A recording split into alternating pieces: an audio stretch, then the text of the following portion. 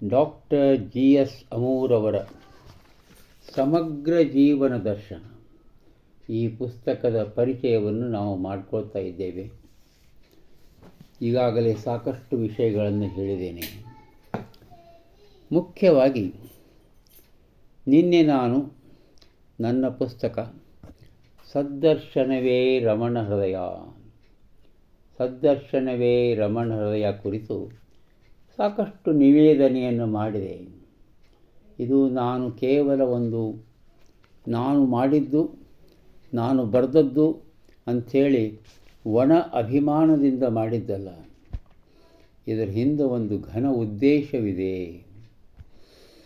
ಶ್ರೀ ಆಮೂರವರ ಆ 2 ವಿಮರ್ಶಾ ಗ್ರಂಥಗಳು, ಆ ಗ್ರಂಥಗಳಲ್ಲಿ ವರಕವಿ ಶ್ರೀ ಬೇಂದ್ರೆಯವರ ರಮಣ ಹೃದಯ ಕುರಿತು ಯಾವುದೇ ವಿಶೇಷವಾದ ಉಲ್ಲೇಖವಾಗಲಿ ಬರಹವಾಗಲಿ ಇಲ್ಲದ್ದು ನನಗೆ ಚಿಂತೆಗೀಡು ಮಾಡಿತು.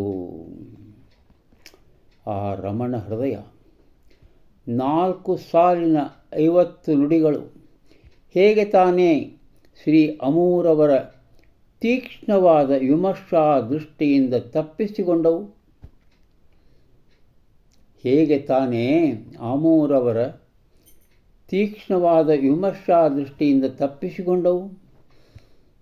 ಆಶ್ಚರ್ಯ, ನನಗೆ ನೋವು ಉಂಟಾಯಿತು. ಯಾಕಂದ್ರೆ ನಾನು ರಮಣ ಹೃದಯವನ್ನು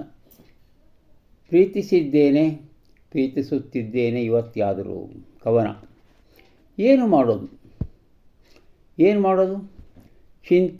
ಚಿಂತನೆಗಳಲ್ಲಿ ಮುಳುಗಿಬಿಟ್ಟೆ. ಹಗಲು ರಾತ್ರಿ ಚಿಂತೆಗಳಲ್ಲಿ ಮುಳುಗಿಬಿಟ್ಟೆ. ಹಾಗೂ ಶ್ರೀ ಅಮೂರವರೇ ಮಹಾನ್ ದ್ವಿಭಾಷಾ ಸಾಹಿತಿ ಎಂಬ ಪ್ರಸಿದ್ಧಿಯವರು, ಪಂಪ ಪ್ರಶಸ್ತಿ ಭಾಜನರು. ಅಂಥವ್ರಿಗೆ ಹೆಂಗೆ ಹೇಳೋದಪ್ಪ? ನೀವಿದು ಬಿಟ್ಟಿರಿ ಅಂತ ಹೆಂಗೆ ಹೇಳಿ? ನಾನು ಯಾರು? ಒಬ್ಬ ಸಾಮಾನ್ಯ ಕನ್ನಡ ಸಾಹಿತ್ಯದ ಪರಿಚಯದ ಪರಿಚಾರಕ. ಅಂತೂ ಕೊನೆಗೆ ಧೈರ್ಯ ಮಾಡಿದೆ. ಒಂದು ದಿವಸ ನಮ್ಮ ತಾಯಿ, ತಂದೆ, ಹಿರಿಯರಿಗೆ, ಗುರುಗಳಿಗೆ, ಎಲ್ಲರಿಗೂ ನಮಸ್ಕಾರ ಮಾಡಿ ಆಮೂರವ್ರಿಗೆ ಫೋನ್ ಮಾಡಿದೆ. ಕೂಡಲೇ ಎತ್ತಿದ್ರವರು. ನಮಸ್ಕಾರಗಳು ಸಾರ್ ಅಂದೆ. ನಾನು ಶ್ರೀನಿವಾಸ್ ಕ್ರೂ ದೇಸಾಯಿ, ಶ್ರೀ ಪ್ರಹ್ಲಾದ್ ನರೇಗಲ್ ಮಾಸ್ಟರ ಶಿಷ್ಯ. ವರಕವಿ ಬೇಂದ್ರೆಯವರಿಗೆ ನಾನು ನಮ್ಮ ಪ್ರಹ್ಲಾದನ ಶಿಷ್ಯ ಅಂತ ಹೆಸರಿನಿಂದ ಗುರುತಾಗಿದ್ದೆ. ಅವಲ್ಲ, ಹೀಗಾಗಿ ಸರ್, ನನಗೆ ನಿಮ್ಮ ಆ 2 ವಿಮರ್ಶಾ ಗ್ರಂಥಗಳು ಯಾವುವು? ಭುವನದ ಭಾಗ್ಯ. ವರಕವಿ ಬೇಂದ್ರೆಯವರನ್ನು ನೀವು ಭುವನದ ಭಾಗ್ಯ ಅಂತ ಕೊಂಡಾಡಿದಿರಲ್ಲ, ಆ ಗ್ರಂಥ ಓದಿದ್ದೇನೆ. ಇನ್ನೊಂದು ಅದು ಒಳಗಿರುವ ಬೆಳಕು, ಒಮ್ಮುಖ, ಇವೇನು ಅವನ್ನೂ ಎಲ್ಲ ಓದಿದ್ದೇನೆ. ತಮಗೆ ಅಂತಹ ಪುಸ್ತಕಗಳನ್ನು ಬರೆದದ್ದಕ್ಕೆ ನಾನು ನಿಮಗೆ ಗೌರವದ ವಂದನೆಯನ್ನು ಸಲ್ಲಿಸುತ್ತಿದ್ದೇನೆ ಅಂಥೇಳಿ ಆಮೂರವ್ರಿಗೆ ನಾನು ವಿನಂತಿಸ್ಕೊಂಡು, ಆಯ್ತಪ್ಪ ಮುಂದೇನು ಹೇಳಿ ಎಂದರು. ಆದರೆ ಸರ್ ಅಂದೆ. ಏನದು ಆದರೆ ಅಂತೀರಲ್ಲ, ಏನದು ಹೇಳ್ರಿ ಅಂತಂದು. ಸರ್, ತಮ್ಮ ವಿಮರ್ಶೆಯ ಕಣ್ಣು ತಪ್ಪಿಸಿಕೊಂಡು ಒಂದು ಕವನ ಉಂಟು. ಅದು ಏನದು ಅಂತ ಆಶ್ಚರ್ಯಪಟ್ಟು ಕೇಳಿದ್ರು ಅವ್ರು ನನಗೆ. ಯಾವುದಪ್ಪ ಅದು? ನಾನು ಕಣ್ಣು ತಪ್ಪಿಸಿ ಉಳ್ಕೊಂಡದ್ದು ಅಂತ. ಸರ್, ಮುಕ್ತಕಂಠ ಕವನ ಸಂಕಲನ ತಮ್ಗೆ ಗೊತ್ತದಲ್ಲ, ವರಕವಿ ಬೇಂದ್ರೆಯವರದು. ಅದರಲ್ಲಿಯ ಮೊದಲನೆಯ ಕವನ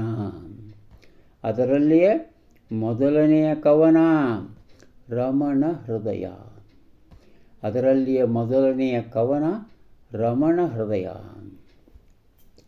ಅದು 4 ಸಾಲಿನ 50 ನುಡಿಗಳು ಸರ್. 4 ಸಾಲಿನ 50 ನುಡಿಗಳು ಅಂದರೆ 200 ಸಾಲುಗಳನ್ನು ಬೇಂದ್ರೆಯವರು ಬರೆದಾರ. ಅದನ್ನು ಬರೆದಾರ ಅಂತ ಹೇಳಿದೆ. ಹಾಂ ಅಂತಂದ್ರೆ ಅವರು ಶ್ರೀ ಆಮೂರವರು, ನೀವು ಹೇಳೋದು ಸರಿಯಪ್ಪ, ನಾನು ಅದಕ್ಕೆ ಲಕ್ಷ್ಯ ಯಾಕೆ ಕೊಟ್ಟಿಲ್ಲ, ನಾನು ಲಕ್ಷ್ಯ ಯಾಕೆ ಕೊಟ್ಟಿಲ್ಲ, ಹಿಂಗಾತು, ಇದು ಸರಿಯಲ್ಲ, ಇದು ಸರಿಯಲ್ಲ ಅಂದರು. ಸರ್, ಆ ರಮಣ ಹೃದಯ ಸಂಸ್ಕೃತ ಶ್ಲೋಕಗಳ ಭಾವಾನುವಾದ ಅನ್ಬೋದು, ಭಾವಗ್ರಹಣ ಅನ್ಬೋದು, ಏನು ಬೇಕಾದ ಕರಿಬೋದು ಸರ್. ವಾಸಿಷ್ಠ ಗಣಪತಿ ಮುನಿಗಳು ಶ್ರೀ ರಮಣ ಮಹರ್ಷಿಗಳ ಉಳ್ಳದು ನಾರ್ಪದು ಎಂಬುವಂಥ ಆ 40 ಪದ್ಯಗಳನ್ನು ಸಂಸ್ಕೃತ ಭಾಷೆಗೆ ಅನುವಾದ ಮಾಡಿದರು. ಮಾಡಿ ಅವುಗಳಿಗೆ ಆ 40 ಪ್ಲಸ್ ಒಂದು ಮಂಗಲಾಚರಣೆ ಪ್ರಾರ್ಥನೆ ಅಂತ ಹಿಂಗೇನು 42 ಮಾಡಿ ಅದಕ್ಕೆ ಸದ್ದರ್ಶನ ಅಂಥೇಳಿ ಅದ್ಭುತವಾದ ಹೆಸರನ್ನು ಕೊಟ್ಟು. ಸದ್ದರ್ಶನ ಅಂದ್ರೆ ಏನು? ಸತ್ಯದ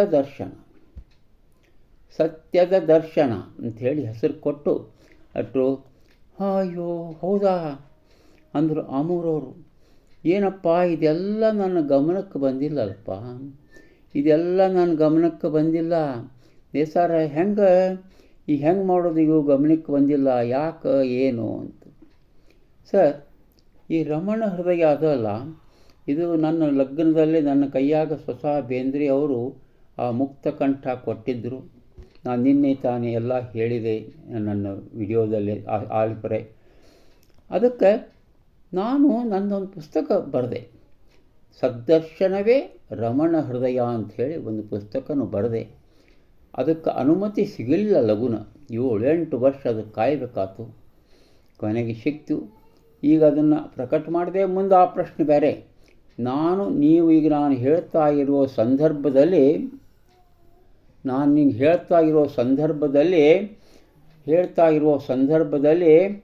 ನಾನು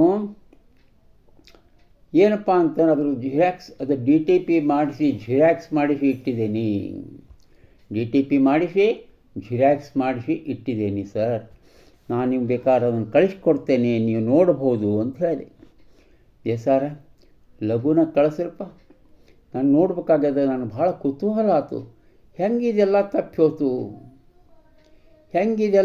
ಹೋತು ನನಗೆ ಗೊತ್ತಾಗಲ್ಲ. ನನಗೇನು ನಂದು ಎಷ್ಟು ಲಕ್ಷ ಹೋಗ್ಬಿಟ್ಟದಲ್ರಿ ಸರ, ತಪ್ಪಿ ಹೋತು. ನೀವು ದಯವಿಟ್ಟು ನನಗೆ ಲಘುನ ಕಳಿಸ್ಕೊಡ್ರಿ ಅಂಥೇಳಿ ಆಮೂರವ್ರು ಕೇಳಿದರು. ಆವಾಗ ನಾನು ಆ ಸದ್ದರ್ಶನವೇ ರಮಣ ಹೃದಯದ ಒಂದು ಉತ್ತಮವಾದ ಜಿರಾಕ್ಸ್ ಪ್ರತಿಯನ್ನು ಅವತ್ತಿಂದ ನಾನು ಸ್ಪೀಡ್ ಪೋಸ್ಟ್ ಮಾಡಿದೆ ಅವರಿಗೆ. ಸ್ಪೀಡ್ ಪೋಸ್ಟ್ ಮಾಡಿ ಅವ್ರಿಗೆ ತಲುಪಿದ ಮೇಲೆ ಅವರನ್ನು ನೋಡಿ ಒಪ್ಪಿಕೊಂಡ್ರು. ತಾವು ಬಿಟ್ಟಿದ್ದನ್ನು ಮನಸಾರೆ ಒಪ್ಪಿಕೊಂಡು, ದೇಸಾರ ನೀವೇನು ಮಾಡಿರಿ, ಬಹಳ ಅದ್ಭುತವಾದಂಥ ಅಪೂರ್ವವಾದಂಥ ಒಂದು ವಿಷಯವನ್ನು ನನ್ನ ಗಮನಕ್ಕೆ ತಂದಿರಿ. ನನಗೆ ಭಾಳ ಸಂತೋಷ ಆಗ್ಯದ. ಈ ನಾನು ನನ್ನ ಒಂದು ಮುಂದೆ ಬರುವ ಒಂದು ಪುಸ್ತಕ ಇದೆ ಸಮಗ್ರ ಬೇಂದ್ರೆ ವಿಮರ್ಶೆ ಅಂತ ಹೇಳಿ ಬರ್ತದೆ. ಅದರೊಳಗೆ ಕಾವ್ಯಾನುವಾದ ಭಾಗ ಅಂಥೇಳಿ ಒಂದು ಪಾಠ ಬರ್ತದೆ. ಆ ಕಾವ್ಯಾನುವಾದ ಭಾಗದಲ್ಲಿ ಒಂದು ವಿಶೇಷವಾದಂಥ ರಮಣ ಹೃದಯ ಅನ್ನುವಂತಹ ಟೈಟಲ್ ಇಟ್ಟೆ ನಾನು ಒಂದು ಲೇಖನವನ್ನು ಬರಿತೇನೆ ಸಾರೆ, ನೀವು ಕಾಳಜಿ ಮಾಡಬೇಡ್ರಿ. ನಾನು ಯಾಕಂದ್ರೆ ನನಗದು ಕೊರತೆ ಕಾಣಿಸ್ತೀವೋ ನಿಮ್ಮ ಗ್ರಂಥಗಳಲ್ಲಿ, ಅದಕ್ಕೆ ಹೌದು ಬರೋಬ್ಬರಿ, ನೀವು ಹೇಳಿದ ಮಾತು ಭಾಳ ಬರೋಬ್ಬರಿ ಅದ, ಅದೊಂದು ಕೊರತೆ.